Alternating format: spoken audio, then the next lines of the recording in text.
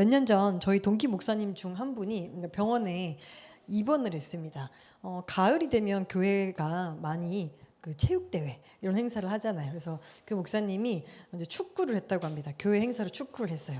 그런데 축구를 하다가 꼭 다치시더라고요.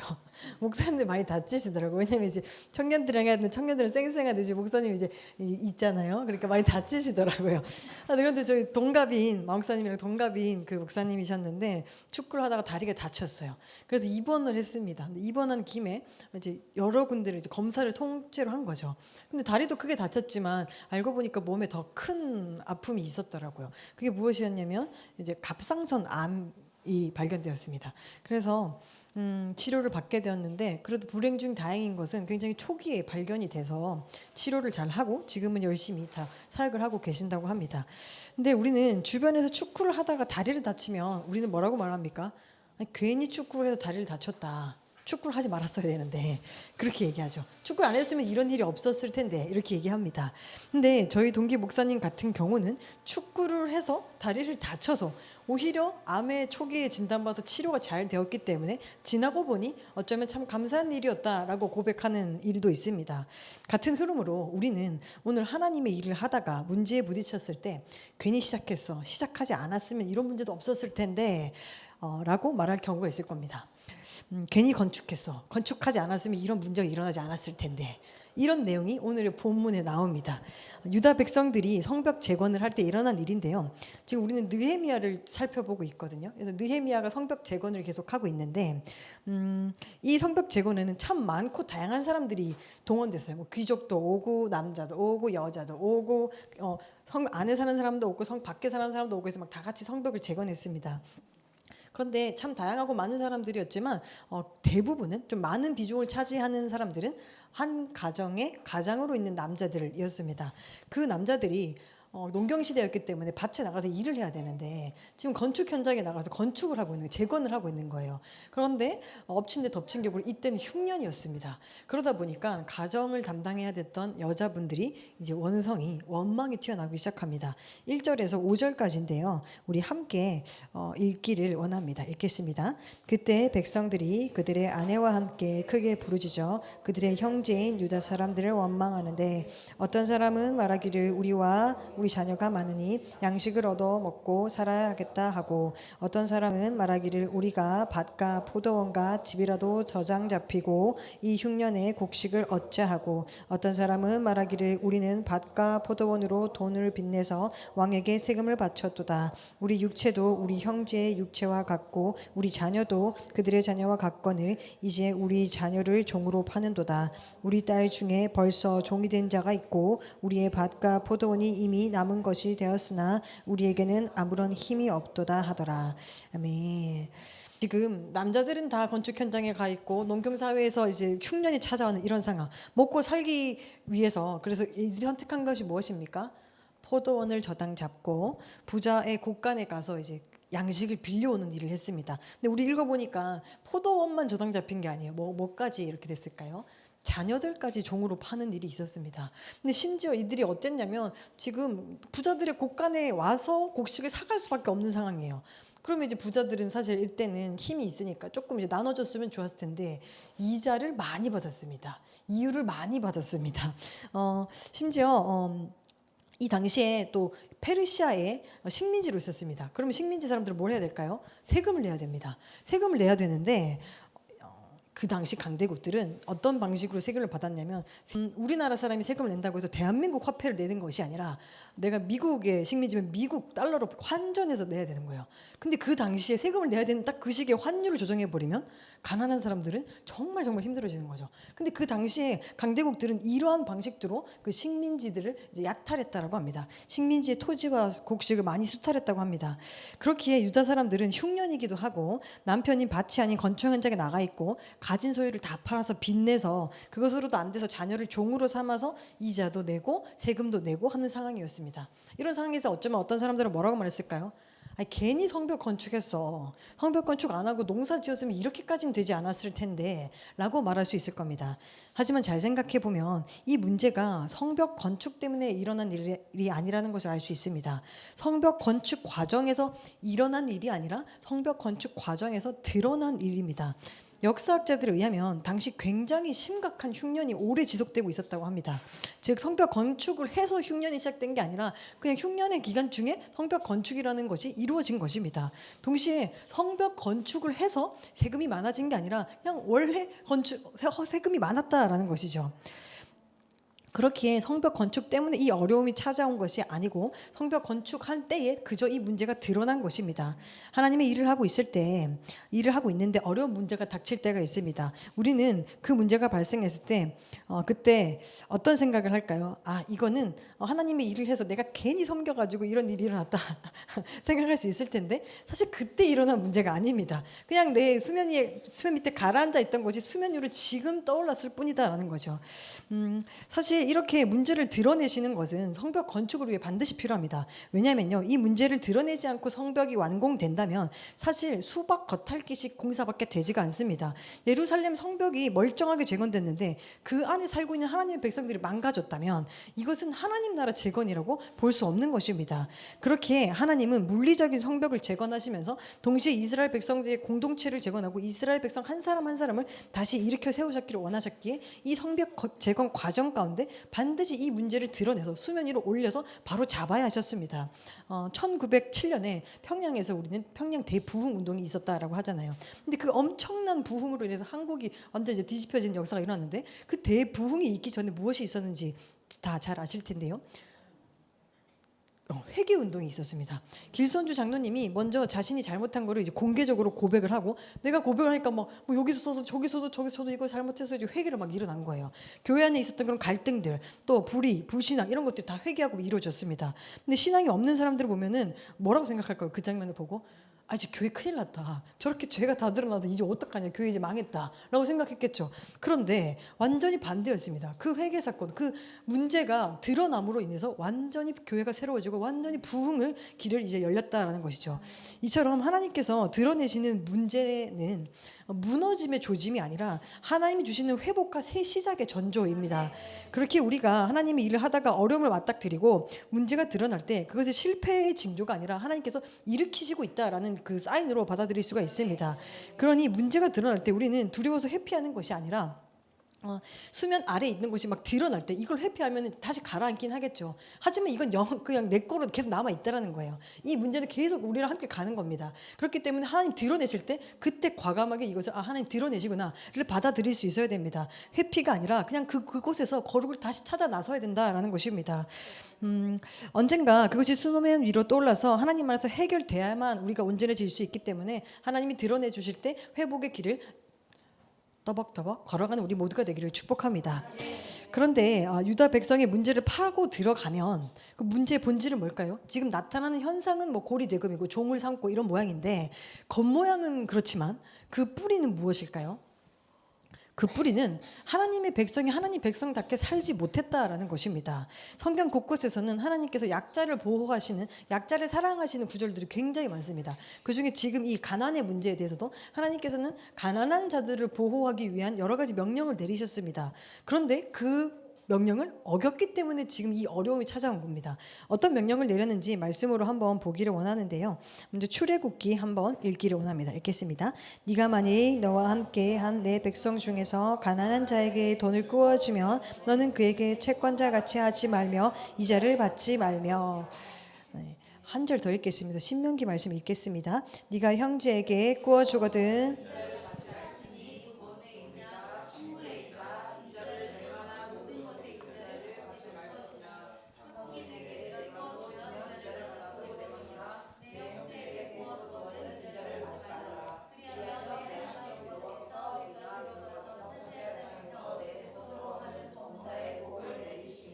아멘. 하나님께서 하나님의 백성들 사이에서 가난한 사람이 있을 때 돈을 꾸어줘도 된다고 하셨어요. 그런데 이자는 받지 말라고 하셨습니다. 그런데 이자를 받으려면 이방인한테는 이자를 받아도 된다라고 말씀하셨습니다. 그런데 이스라엘 백성끼리 지금 이자를 받고 있죠.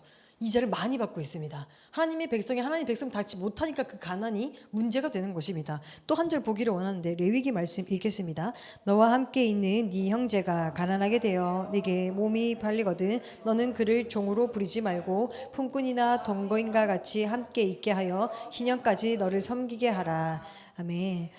가난하게 돼서 종으로 팔려오더라도 뭐라고 말합니까? 종으로 대하지 말고 품꾼으로 대하고 동거인으로 대하라라고 합니다. 종과 품꾼은 무슨 차이일까요?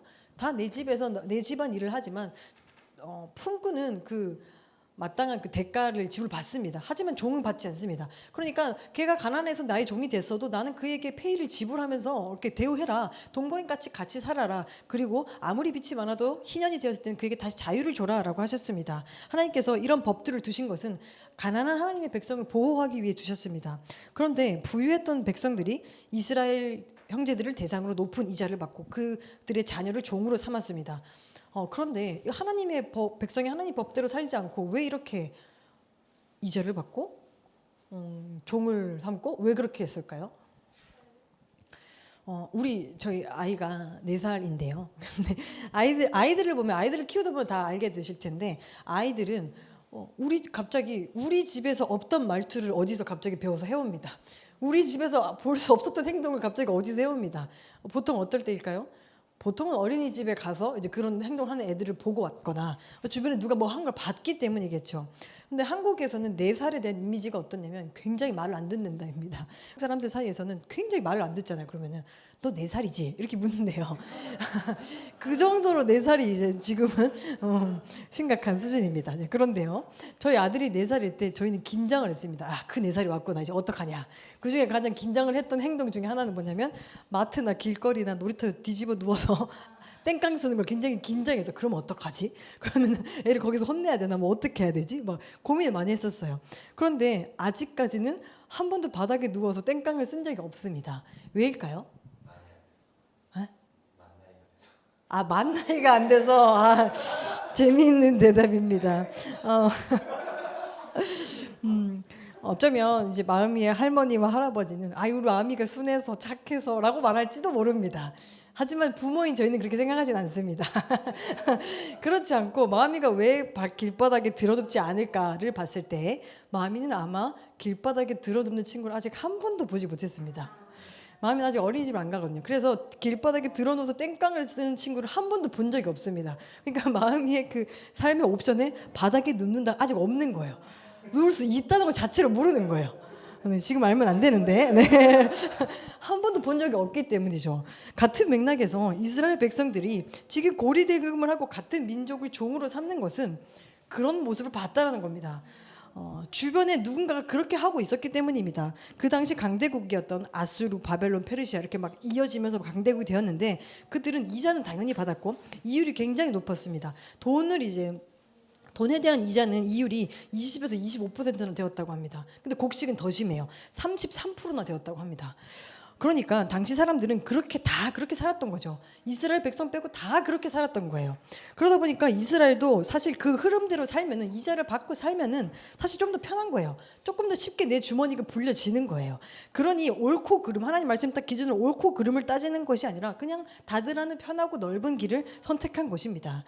주변에 모두가 그렇게 산다고 하나님의 백성이 그렇게 산다는 것이 사실 정당화되지는 않습니다.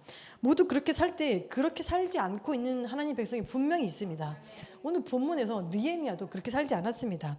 그 시대 사람들은 자신의 형제를 종으로 팔았죠. 근데 느헤미야는 어떻게 했냐면 종으로 팔린 사람을 다시 대가를 지불하고 사왔습니다. 그 말씀 한번 확인해 볼 텐데요. 5장 8절입니다. 읽겠습니다. 그들에게 이르기를 우리는 이방인의 손에 팔린 우리 형제 유다 사람들을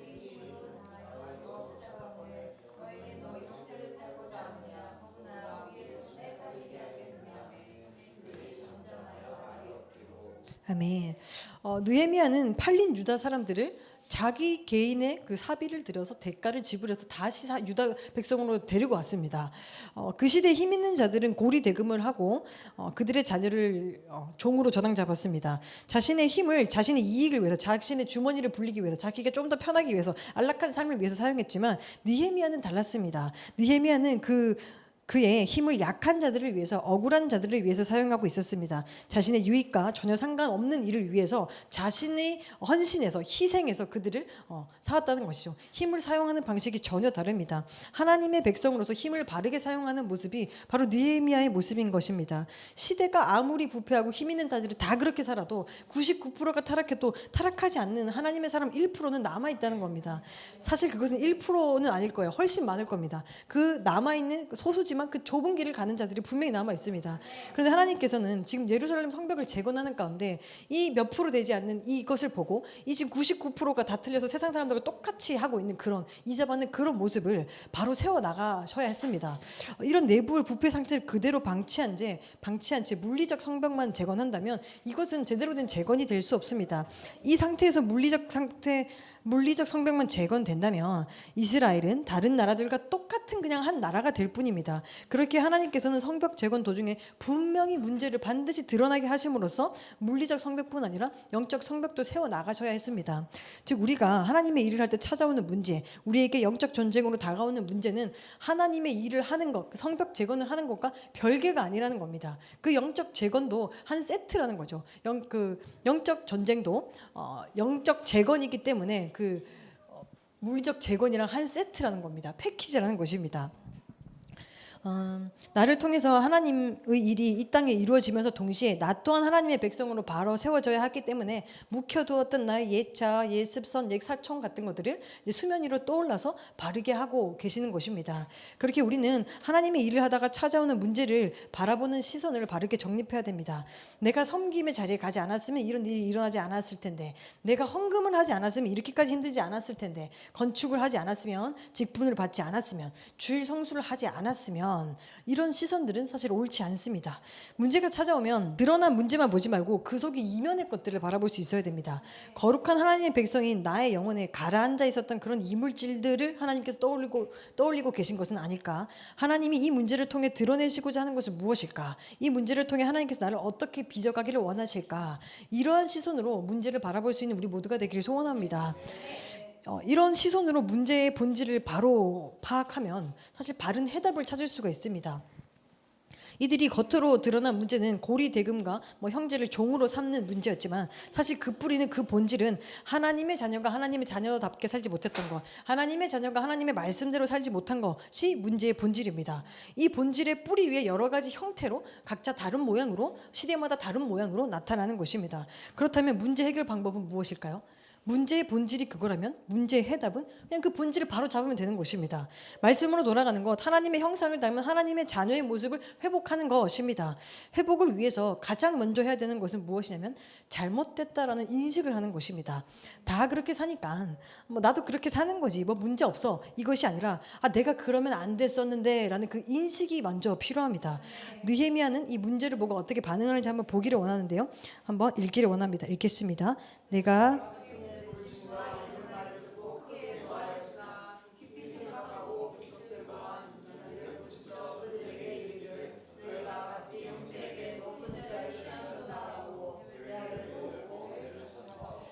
아멘. 느헤미야는 먼저 크게 노했다라고 합니다. 그가 화난 이유가 뭡니까? 지금 성벽 재건을 하고 있는데 너희 그런 사사로운 문제는 그냥 접어둬야지, 왜 지금 그런 얘기를 말해서 성벽 재건을 지체하는 거야? 였을까요? 그렇지 않았습니다. 이스라엘이 무너진 상태, 이스라엘이 하나님의 말씀을 떠나 죄에 허덕이고 있으면서도 잘못된지 모르고 그렇게 살아가고 있는 그 상태, 그걸 보고 의분이 일어난 것입니다. 사실 의분을 가지고 있는 것은 참 귀한 것입니다. 이게 분노긴 하지만요, 의분을 가지고 있는 건 참 귀한 것입니다. 왜냐하면 많은 사람들은 젊었을 때는 이제 의분이 있을 수 있습니다. 하지만 세월을 살아가면서 그 의분을 많이 잃어버립니다. 학자들은 현대인들이 분노 피로를 겪고 있다라고 말합니다. 삶을 살아가면서 만난 불의가 너무 많아서 이제 분노를 표출하는 것에 지친 것이죠. 하루에도 몇 번씩 불의를 보고 들으니까 더 이상 이제 화낼 힘도 없다라고, 다 그렇다라고 생각하는 것이죠. 너무 많은 불의들 때문에 불의의 기준도 무너지고 있는 사회에서 여전히 의분을 가지고 있다는 것은 참 소중하고 귀한 것입니다. 저희가 신대원을 다닐 때는 어떻냐면요, 대부분 전도사님이시잖아요. 이제 막 부르심을 받고 부르심의 첫걸음을 딱 뛰어서 신대원에 왔죠. 그럼 그들은 굉장히 따끈따끈한 부르심입니다. 사역도 이제 막 시작해서 되게 열정적이에요. 그분들은 다 전도사님들, 이제 전도사님 1년차 2년차 교회는 전부 다 의분을 가지고 있습니다. 신대원에 가면요 전부 의분이 막 터져 나와요. 한국 교회가 이래서는 안 된다. 사역자들이 이래서 장로님 이래서 안 된다. 교회 리더가 찬양팀 이래서 안 된다. 의분이 막 터져 나와요. 그런데 그분들이 신대원을 졸업하고 전임 사역에 들어가면 파트로 주일에 한 번 교회 가는 게 아니라 일주일 내도록 교회 가서 교회 깊숙이 들어가면 의분이 점점점 줄어듭니다. 왜냐하면 내가 의분을 내봤자, 내가 목소리를 내봤자 아무것도 변하지 않거든요. 부교육자가 목소리 내봤자 아무것도 변하지 않습니다. 그리고 교회 안에 있는 교회 안에도 이제 안 좋은 모습들이 당연히 있잖아요. 그 모습을 계속 보면서 내가 의분을 내면 나만 유별난 사람이 되는 거죠. 그러다 보니까 세월의 흐름이 따라 그렇구나 교회도 다 그렇구나 나도 그렇게 하지 뭐 이렇게 되는 거예요. 그러니까 의분이 자연스럽게 이렇게 사그라듭니다. 그런데 한국 교회에 이제 큰 영향력을 끼친 굵직굵직한 그 목사님들을 보면 그분들의 메시지를 들으면 나이가 많으신데도 노년이신데도 의분이 그대로 간직하고 계십니다. 그분들은 메시지를 들어보면요 하나님의 백성이 이래서 안 된다, 한국교회 이래서 안 된다, 회개해라, 말씀으로 돌아가라 하는 그 메시지가 막 절절하게 느껴져요. 그게 막 슬퍼서 정말 절절하게 느껴집니다. 이러한 의분을 그 노년에까지 가지고 있는 것은 굉장히 소중한 것입니다. 그런데 사역의 초입에 가지고 있는 의분과 사역의 노년에 가지고 있는 의분은 다른 점이 있습니다. 다른 점이 뭘까요? 의분이라는 그 내용 뭐 똑같이 한국교회 이래서 안 된다 똑같습니다. 내용은 똑같습니다. 근데 뭐가 다르냐면 표출하는 방식이 다릅니다. 부르심의 길에 막 들어섰을 때는 그 의분을 막 그냥 마치 조련되지 않는 야생마 같이 막 표출합니다. 날 것이죠. 완전 생 그대로를 막 의분을 표출합니다. 그런데 나이가 많이 드신 목사님들이 의분을 잃지 않고 계신 목사님들은 굉장히 정제된 의분 늘 가지고 계십니다. 다듬어진 의분을 다듬어지게 아주 표현하시는 모습을 보게 됩니다. 오늘 본문에 느헤미야가 딱 그런 모습입니다. 뭐라고 말씀하나요? 크게 노하였으나 깊이 생각하고라고 말합니다.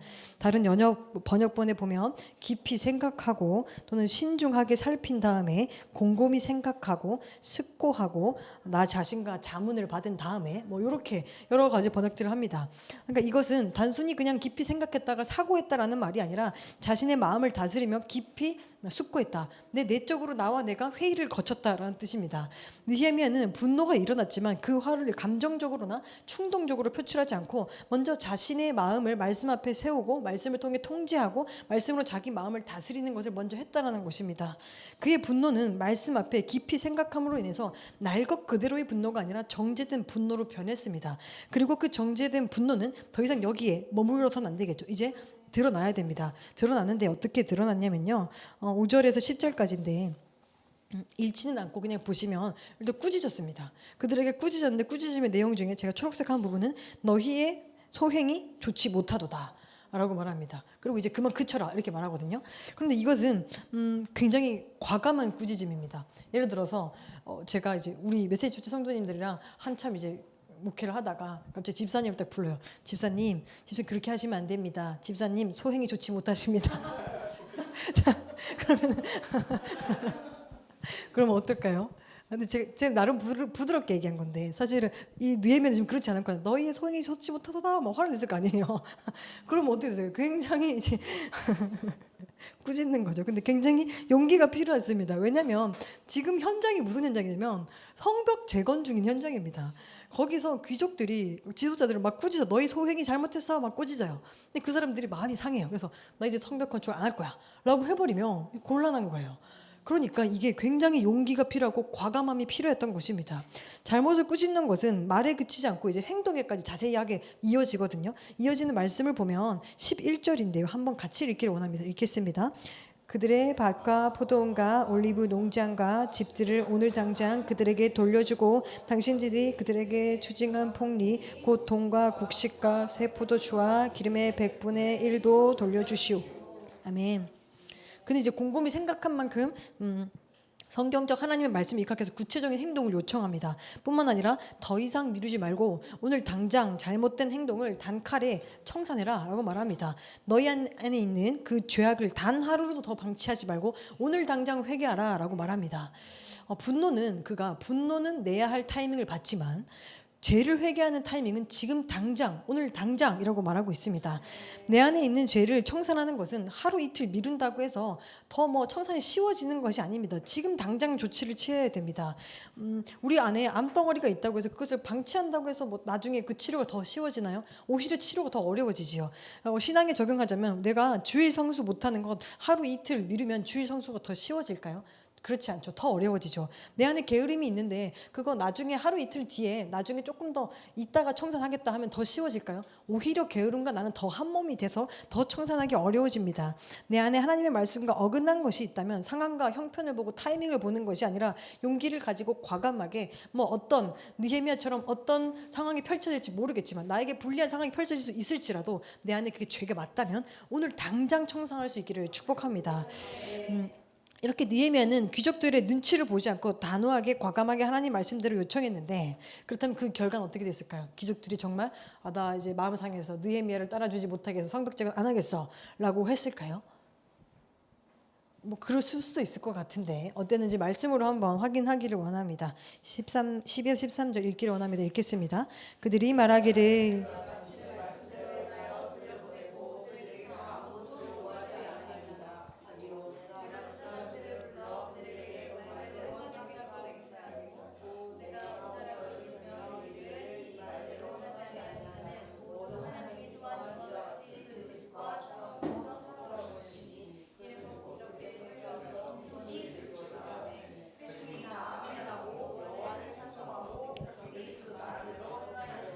아멘.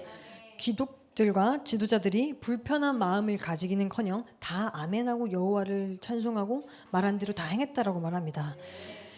여러분 그들이 다 아멘한 말씀은요 축복의 말씀이 아닙니다.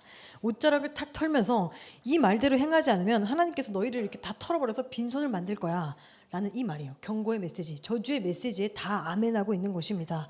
아멘이 뜻이 뭐죠? 그렇게 되기를 원합니다 라는 뜻입니다. 너희 이렇게 이 말대로 하지 않으면 너희 다 털어버릴 거야. 하나님 다 털어버릴 거야. 빈손 될 거야. 그런데 그들이 그렇게 되기를 원합니다 라고 말하는 것입니다. 그들은 여호와를 찬송했고 아멘하고 찬송하고 말한 대로 했습니다. 오늘의 본문에 시작할 때는 유다 사람들의 원망의 목소리로 시작했습니다. 그런데 결론적으로 그 문제를 통해서 모두가 아멘하고 하나님을 찬송하는 모습으로 변화되었습니다. 하나님이 문제를 드러내시고 문제를 통해서 그 안에 그들의 거룩을 이루어 가시는 모습을 볼 수가 있습니다. 그 문제를 드러내심으로 이스라엘 백성을 하나님 자녀답게 세워가고 계시는 모습입니다. 처음은 문제였지만 결국은 모든 것에 하나님이 합력해서 선을 이루신 것입니다. 로마서 말씀 한번 보기를 원하는데요. 읽겠습니다. 우리가 알거니와 하나님을 사랑하는 자 곧 그의 뜻대로 부르심을 입은 자들에게는 모든 것이 합력하여 선을 이루느니라. 아멘. 여러분 하나님께서는 언제나 우리 인생에 일어나는 모든 것들을 통해 합력하여 선을 이루실 수 있습니다. 그런데 저기 앞에 뭐라고 나와 있죠? 하나님을 사랑하는 자 곧 그의 뜻대로 부르심은 입은 자들에게는 이라고 말합니다. 우리가 하나님을 사랑하는 자리에 있기만 하면 모든 재료를 우리의 그 좋은 일이든 안 좋은 일이든 그냥 무가치한 일이라고 우리가 여겨지는 모든 것들을 다 재료로 사용하셔서 선을 만들어내실 수 있는 분이라는 것입니다. 아무리 최악의 상황이라도 그것이 하나님께서 사용하시면 그것을 선으로 만들어내실 수 있다라고 말합니다.